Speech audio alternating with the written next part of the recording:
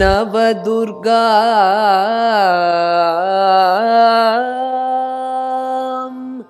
மகாகாளி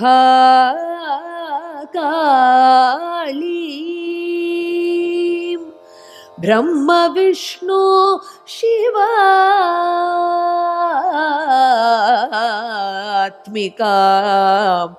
திரிகாலஜ்ஞான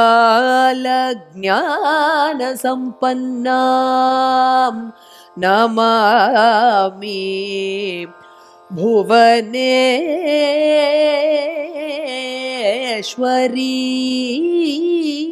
சுச்சக்கர வரதாச்சாரியம் சுத்தசத்வ குருத்தமம் ஸ்ரீநிதி ராகவம் வந்தே he அபார கருணாகரம். கவசம் connect நேயர்களுக்கு வணக்கம். ஸ்ரீ லக்ஷ்மி அஷ்டோத்தரத்தின் 106வது திருநாமம் பிரம்ம விஷ்ணு சிவாத்மிகா என்பது. இதன் பொருள் என்னன்னா, பிரம்ம என்றால் பிரம்மா, விஷ்ணு என்றால் நாராயணன், சிவன்னா பரமசிவன், ஆத்மிகா என்றால் இயக்குபவள், கண்ட்ரோலர்னு அர்த்தம். அதாவது பொதுவாக ஆத்மானா உள்ளிருந்து கண்ட்ரோல் பண்றவர்னு ஒரு அர்த்தம். ஆனா ராமானுஜரே ஸ்ரீபாஷ்யத்துல ஸ்வேதர சமஸ்தஸ்ய நியந்திருத்வேன வியாப்திகி தஸ்யைவ சம்பவதி ஆப்னோதிதிகி ஆத்மா என்று ஸ்ரீபாஷ்யத்துல விளக்குறார். ஸோ எனிபடி ஹூ கண்ட்ரோல்ஸ், அவரையும் ஆத்மா என்று சொல்லலாம். அப்போ பிரம்ம விஷ்ணு சிவ ஆத்மிகா என்றால் பிரம்மா விஷ்ணு சிவன் மும்மூர்த்திகளையும் கண்ட்ரோல் பண்ணுபவள்னு அர்த்தம். இந்த திருநாமத்தை எப்படி புரிந்து கொள்ள வேண்டும் என்று அடியேனுடைய பிராச்சாரியன் ஆசுகவி வில்லூர் சுவாமியிடம் ஒரு சில அன்பர்கள் போய் கேட்டாலும், அதாவது மகாலட்சுமி தாயார் பிரம்மா விஷ்ணு சிவன் 3 பேரையும் கண்ட்ரோல் பண்றான் இருக்கு, இதை எப்படி புரிஞ்சுக்கிறதுன்னு கேட்டா. அப்போ வில்லூர் சுவாமி சாய்ச்சாராம், வெரி சிம்பிள். இப்போ பிரம்மா சிவன் பத்தி ப்ராப்ளம் இல்லை. பிரம்மா எப்போதும் வேதத்தை ஓதிக்கொண்டிருக்கிறார். வேதம் மாத்ரு தேவோ பவன்னு, உன் தாயை நீ தெய்வமாக மதிக்க வேண்டும்னு சொல்லியிருக்கு. பிரம்மாவோட அம்மா யாருன்னா, நான்முகனை நாராயணன் படைத்தான். பெருமாள் தான் தந்தையாக இருந்து பிரம்மாவை உருவாக்கி இருக்கார் தன் உந்தி தாமரையில. அப்போ பிரம்மாவுக்கு தாயாக இருப்பவள் மகாலட்சுமி. ஸோ ஆப்வியஸ்லி பிரம்மா மகாலட்சுமியை வணங்கி விடுவார். மகாலட்சுமி அந்த தாய் தான் தன் தனையனான பிரம்மாவை கண்ட்ரோல் பண்றா, நோ ப்ராப்ளம். சிவபெருமானுக்கு எப்படின்னா, அதுவா திருமழிசை பிரான் பாசுரமே இருக்கே, நான்முகனை நாராயணன் படைத்தான், நான்முகனும் தான்முகமாய் சங்கரனை தான் படைத்தான். நாராயணன் தன் உந்தி தாமரையில பிரம்மாவை படைக்க, பிரம்மா அதுக்கப்புறம் ருத்ரனை சிவனை படைக்கிறார். இது நம்முடைய புராணங்களிலும் நாம் பார்க்கிறோம். அப்போ பிரம்மாவால் உருவாக்கப்பட்ட சிவன் என்றால் அப்ப அவர் பிரம்மாவுக்கு பிள்ளை. அதனால மகாலட்சுமிக்கு பேரன் முறையாயிடுறாராம்.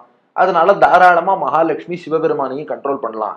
அதனால பிரம்மா சிவன் அவளை பொறுத்தவரை இது என்ன பிரமாணங்கள் இருக்கோ அதை சொல்லிட்டேன். ஏன்னா இப்ப வேற யாராவது விவாதம் பண்றவா நம்மளது இந்த பார்ட்டை மட்டும் கட் பண்ணி எடுத்துன்னு போயிட போறா. நாம அந்த வம்புக்கெல்லாம் வரல. நமக்கு தேவை தாயாரோட பெருமையை அனுபவிக்கணும், அவ்வளவுதான். என்ன திருநாமம் இருக்கிற திருநாமத்துக்கு தான் நாம அர்த்தம் சொல்லணும். ஆகையினால பிரம்மா நாராயணனால் படைக்கப்பட்ட மகன், சிவன் பேரன். அதனால பிள்ளை பேரனை கண்ட்ரோல் பண்றதுல ப்ராப்ளம் இல்லை.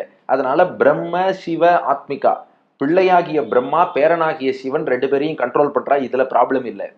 கேட்டவரும் சொன்னாராம், அது ப்ராப்ளம் இல்லை சுவாமி, பிரம்ம விஷ்ணு சிவாத்மிகான் இருக்கே, விஷ்ணு கணவனையும் சேர்த்து கண்ட்ரோல் பண்றான் இருக்கே, அது எப்படி நாராயணனை மகாலட்சுமியால கண்ட்ரோல் பண்ண முடியுமான்னு கேட்டாராம். அப்போ எங்க பிராச்சாரியன் வில்லூர் சுவாமி சுவைபட ஒரு ஸ்லோகம் சொன்னாராம். ஏன் கண்ட்ரோல் பண்ண மாட்டா, தாராளமா கண்ட்ரோல் பண்ணுவா. என்ன ஆயிடுத்தான், சமுத்திரராஜன் மகாலட்சுமி தாயார பெருமாளுக்கு தாரவாத்து கொடுக்கிறார். எங்கன்னா திருப்பார்கடல்ல இருந்து சமுத்திரத்தின் மகளா, சமுத்திரராஜன் மகளாக மகாலட்சுமி தாயார் தோன்றுகிறாள். சமுத்திரத்தில் இருந்து தோன்றிய தாயார் பெருமாளுக்குத்தான் சுயம்வரத்தில் மாலையிடுகிறாள். மாலையிடும் போது தாரை வார்த்து கன்னியாதானம் பண்ணி கொடுக்கிற சமுத்திரராஜன். அப்போ ஒரு மந்திரம் சொல்லணும், வேதத்துல இருக்கு. கல்யாணம் பண்ணிக்கும் போது இந்த பெண்ணை பார்த்து சொல்லணும், மூர்தானம் பத்யுராரோக, உன்னுடைய கணவனுடைய தலைக்கு மேல ஏறி உட்காருன்னு சொல்லணும். மூர்தானம் பத்யுராரோக, உன் கணவனுடைய தலைக்கு மேல் ஏறி உட்காரு. இதை சில பேர் லிட்ரலா புரிஞ்சுட்டு வாஸ்தவமாவே ஏறி உட்காந்துருவா, அது வேற. அது நிறைய பேர் அனுபவிக்கிறோம். ஆனா ஆக்சுவலா கணவன் தலை மேல ஏறி உட்காருன்னா என்ன அர்த்தம்னா, உன்னுடைய குணங்களால் உன் தலைவன் தலைமேல் வைத்து, உன் கணவன் உன்னை தலைமேல் வைத்து கொண்டாடும்படியாக நீ நடக்கணும். தலைமையில ஏறி உட்காருன்னா என்ன அர்த்தம், அவன் சிந்தனை முழுக்க நீ தான் இருக்கணும். உன்னை தலைமையில வச்சு அவன் கொண்டாடணும். அதுபோல் நீ சிறப்பாக குணங்களிலே விளங்க வேண்டும். அதுதான் மூர்தானம் பத்யுராரோகங்கிறது. ஆனா சமுத்திரராஜன் என்ன பண்ணாராம், கொஞ்சம் லிட்ரல் சென்ஸ்லயே மகாலட்சுமிகிட்ட கேட்டாராம், மூர்தானம் பத்தியுராரோகன்னு சொல்லி தாரவாத்து கொடுத்தா, நீ தலைமையில தானே ஏறி உட்காரணும், ஏன் திருமார்புல ஏறி உட்கார்ந்தேன்னு கேட்டாராம். தாயார் என்ன பண்ணா, பெருமாள் கழுத்துல மாலையிட்டா, மாலையிட்டுட்டு திருமார்புல தான் ஏறி உட்காந்துட்டா, தலைமையில ஏறி உட்காரல. சமுத்திரராஜன் கேட்டானா, இந்த மாதிரி பண்ணிட்டியே, நீ தலைமையில தானே உட்காரணும், ஏன் திருமார்புல உட்கார்ந்த? மகாலட்சுமி சொன்னாலாம், இல்ல இப்போதைக்கு கல்யாண காட்சியை மட்டும் காட்டலாங்கிறதுக்காக இப்போ இப்படி பண்ணேன். அடுத்து பெசன் நகர் பீச்ல, சென்னையில பெசன் நகர் பீச்ல பெருமாள் தலைக்கு மேல ஏறி நான் உட்காந்து காட்டுறேன்ட்டாளா மகாலட்சுமி. சரி காத்திருக்கிறேன்னு சொல்லி அதே கடல் அரசன் சென்னை பெசன் நகர் பீச்சுக்கு வந்துட்டானா. அங்க தாயார் என்ன பண்ணான்னா, வில்லூர் சுவாமி ஸ்லோகம், மூர்தானம் லக்ஷ்மி பத்யுஹு புஜமம தனயே ஸ்ரீமுராரேதி நைவம் தத்தா சாத்வம் து வக்ஷ சமபஜ இதி மத் தாத்தமா சிந்தையைவம் மத்ராஸ்புர்யாம் மத்ராஸ்புர்யாம் து நைகா கிருதிரக மதுனா தீரதேசே த்வதீயே மூர்தாதௌ தஸ்ய லீலாம் சததம் அதிதராம் ஆதராத் சந்தனோமி. இப்போ நீங்க மெட்ராஸ்க்கு வாங்க பாத்துக்கலான்ட்டாலாம். அதனால மெட்ராஸ் சென்னையில பெசன் நகர் பீச்லேருந்து அஷ்டலக்ஷ்மியாக வந்து தோன்றினாள். அங்கே நாராயணன் கிரவுண்ட் ஃப்ளோர்ல நின்னார். அவரை சுத்தி டாப் ஃப்ளோர்ல எல்லாம் மகாலட்சுமி கோவில் கொண்டு மூர்தானம் பத்தியுராரோக, இதோ பாரு பெருமாளுக்கு தலைக்கு மேல நான் ஏறி உட்காந்துட்டேன் பாருன்னு சொல்லி கிரவுண்ட் ஃப்ளோர்ல பெருமாள் எழுந்தருளும்படி பண்ணி, டாப் ஃப்ளோர்ல தாயார் எழுந்தருளி பெருமாளோட தலைக்கு மேல வாஸ்தவமாவே உட்காந்து காட்டி சமுத்திரராஜனுக்கு உணர்த்தினாலாம், மூர்தானம் பத்தியுராரோக, மேல ஏறி உட்காந்துட்டேன் பாருங்க. அதனாலதான் இன்னைக்கும் சென்னை பெசன் நகர்ல அஷ்டலட்சுமி கோவில்ல போய் சேவிச்சோம்னா பெருமாள் தாயார் இருவரும் கிரவுண்ட் ஃப்ளோர்ல இருப்பா. அதுக்கப்புறம் மேற்கொண்டு படிகள்லாம் நாம சேவிக்க தாயார் மட்டும்தான் மேல இருப்பா, பெருமாள் இருக்க மாட்டார். ஏன் இப்படி அப்படின்னா, பெருமாள் என்ன பண்றார், தனக்கு மகாலட்சுமி மீது உள்ள காதலாலே அவள் தனக்கு மேல் அவ இருக்கட்டும் என்பதை பகவான் அங்கீகரித்து அனுமதித்து விடுகிறார். அதைத்தான் மனைவி செய்யணுமா. அதாவது கணவன் மீது தானும் அன்பு காட்டி அவர் அன்புக்கும் பாத்திரமாகி அந்த மனைவி எனக்கு மேல இருக்கட்டும்னு கணவனே வழிவிடும்படியாக ஒரு மனைவி இருக்கணும். அந்த மாதிரி பெருமாள் என்ன பண்ணிட்டார், அன்பினால் மகாலட்சுமி எனக்கு மேல இருக்கட்டும்னு சொல்லிட்டார். அதனால இன்றளவும் மேல இருக்கா.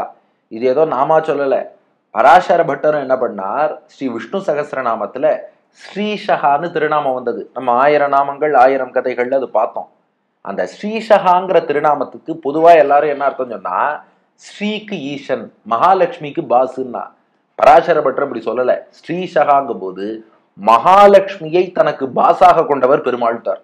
ஏன்னா அது தன் அன்பால் பெருமாள் செய்கிறாராம். அப்போ விஷ்ணுவுக்கும் கண்ட்ரோலர் யாருன்னா மகாலட்சுமி தான். அப்போ இது தெளிவா புரியுறது இல்லையா? ஒரு வித்தியாசம், பிரம்மாவையும் சிவனையும் இயற்கையாகவே தன் ஆணையால கண்ட்ரோல் பண்றா மகாலட்சுமி, பெருமாளை தன் அன்பால் கண்ட்ரோல் பண்றா மகாலட்சுமி. அப்ப ஆணையால் கண்ட்ரோல் பண்ணாலும் சரி, அன்பால் கண்ட்ரோல் பண்ணாலும் சரி, கண்ட்ரோலருங்கிறது ஒண்ணுதானே. அதனாலதான் பிரம்ம விஷ்ணு சிவாத்மிகான்னு அழைக்கப்படுகிறாள். இதுதான் 106வது திருநாமம். டாக்டர் ஸ்ரீ உவே கருணாகராச்சாரியார் சுவாமி அருளிய விளக்கம். பிரம்மா சிவோ யதாஜ்ஞப்யா பிரேமதோ விஷ்ணுரேவச தஸ்மாதியம் ரமா புரோக்தா பிரம்ம விஷ்ணு சிவாத்மிகா. அதனால பிரம்மாவையும் சிவனையும் ஆணையால் கண்ட்ரோல் பண்ணி, நாராயணனை தன் அன்பால் கண்ட்ரோல் பண்ணி, மும்மூர்த்திகளையும் இயக்குபவள் பிரம்ம விஷ்ணு சிவாத்மிகா.